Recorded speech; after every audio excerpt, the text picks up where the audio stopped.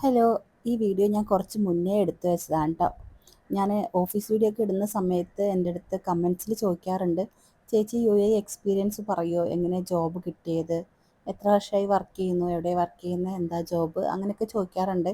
അപ്പോൾ ഞാൻ കമൻസിൽ തന്നെ റിപ്ലൈ കൊടുക്കാറുണ്ട്, പിന്നെ വീഡിയോ ആയിട്ട് ഇടണ്ടേന്ന് പറഞ്ഞിട്ടുണ്ടായിരുന്നു. എനിക്ക് സമയമില്ലാത്തത് കൊണ്ട് സാധിച്ചിട്ടുണ്ടായിരുന്നില്ല. ഇന്ന് എനിക്കും ഏട്ടനും ഡ്യൂട്ടിയുള്ളൊരു ദിവസമാണ്. ഇവമോൾക്ക് ക്ലാസ് ഇല്ല. അങ്ങനെ വരുന്ന ദിവസം കുറച്ച് ബുദ്ധിമുട്ടാണ്. കാരണം ഞങ്ങൾ രാവിലെ അവളെ സ്കൂളിൽ ബസ് കയറ്റി വിട്ടിട്ടാണ് ഡ്യൂട്ടിക്ക് പോണതെന്ന് വെച്ചാൽ ആൾക്ക് വലിയ പരാതി പറച്ചിലും കരച്ചിലൊന്നും ഉണ്ടാവില്ല. അല്ലാത്ത ദിവസങ്ങളിൽ ഇതുപോലെ കുറച്ച് ചിണുങ്ങി കരഞ്ഞൊക്കെയാണ് ബേബി സിറ്റിങ്ങിൽ പോയിരിക്കുക. പിന്നെ വൈകുന്നേരം വരെ ഇരിക്കുകയും വേണമല്ലോ, അപ്പോൾ അതിൻ്റെ ഒരു ബുദ്ധിമുട്ട് ആൾക്ക് എന്തായാലും ഉണ്ട്. പിന്നെ ആക്കിയിട്ട് പോകുമ്പോൾ നമുക്കും ഒരു സങ്കടം തന്നെയാണ്. പക്ഷേ കുറച്ച് കഴിയുമ്പോൾ ആളങ്ങ് ഓക്കെ ആവും. കളിക്കാൻ ആളെ കിട്ടിക്കഴിയുമ്പോൾ അതങ്ങ് മാറും കേട്ടോ.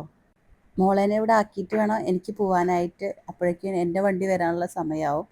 ഇവളെന്നെ ഇവിടെ ആക്കിയിട്ട് ഞാൻ കുറച്ച് നടക്കാനുണ്ട്. അപ്പം നടന്ന് ഞാൻ നിൽക്കുന്ന സ്റ്റോപ്പിൽ എത്തണം. അവിടെ നിന്ന് സാറ് പിക്ക് ചെയ്യുകയാണ് ചെയ്യുക. അപ്പോൾ എൻ്റെ അടുത്ത് എപ്പോഴും ചോദിക്കുന്ന ചോദ്യങ്ങൾ ജോബ് എന്താണെന്നുള്ളതാണ്. അക്കൗണ്ടൻ്റ് ആണ്, എത്ര വർഷത്തെ എക്സ്പീരിയൻസ് ഉണ്ടെന്ന് ചോദിക്കാറുണ്ട്. ഈ കമ്പനിയിൽ ഞാൻ 1.5 വർഷമായി വർക്ക് ചെയ്യുന്നു. പിന്നെ ഇതിൻ്റെ മുന്നേ ഒരു കമ്പനിയിൽ ഞാൻ 1 വർഷം വർക്ക് ചെയ്തിട്ടുണ്ട്. അപ്പോൾ അങ്ങനെ ടോട്ടൽ ഒരു 2.5 വർഷത്തോളമായി ഇപ്പോൾ ഈ ഫീൽഡിൽ വർക്ക് ചെയ്യുന്നു.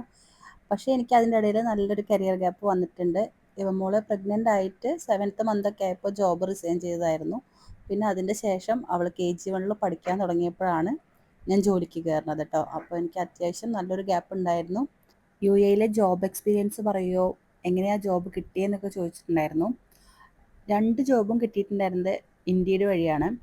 നൗക്കറി ഗൾഫ്, ഇന്ത്യയുടെ ലിങ്ക്ഡിൻ, വാട്സപ്പ് ഗ്രൂപ്പ്, ഇതെല്ലാം ഞാനും ട്രൈ ചെയ്തിട്ടുണ്ടായിരുന്നു. പക്ഷേ എനിക്ക് കൂടുതൽ റെസ്പോൺസ് കിട്ടിയിരുന്നതും അതുപോലെ ഇൻ്റർവ്യൂവിന് കോൾ വന്നിരുന്നതും ഒക്കെ ഇൻഡീഡിൽ നിന്നാണ്. സെലക്ട് ആയിട്ടുള്ളതും ഇൻഡീഡ് വഴി തന്നെയാണ്. ഇവിടുത്തെ എക്സ്പീരിയൻസ് പറയാനായിട്ടാണെങ്കിൽ നാട്ടിലെനിക്ക് ഒരു എക്സ്പീരിയൻസും ഇല്ല. ഞാൻ MBA ക്വാളിഫൈഡ് ആണ്.